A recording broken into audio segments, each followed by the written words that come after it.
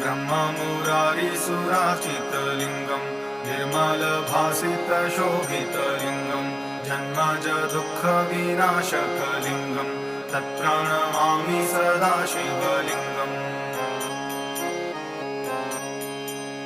देवमुनिप्रवरार्चितलिङ्गं कामदहं करुणाकरलिङ्गं रावणदर्पविनाशनलिङ्गं तत्प्रणमामि सदा शिवलिङ्गम्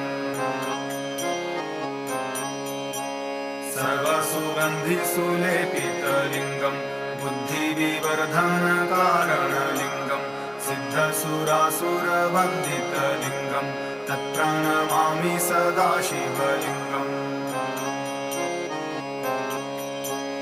कनकमहामणिभूषितलिङ्गं फणिपतिवेष्टितशोभितलिङ्गं दक्षसूयज्ञविनाशनलिङ्गं तत्प्रणमामि सदा शिवलिङ्गम्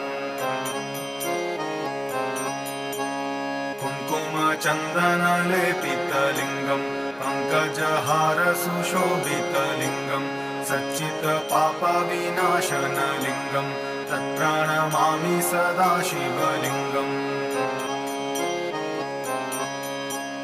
देवगणार्चितसेवितलिङ्गं भावैर्भक्तिभिरेव च लिङ्गं दिनकरकोटिप्रभाकरलिङ्गं तत्प्रणमामि सदा शिवलिङ्गम्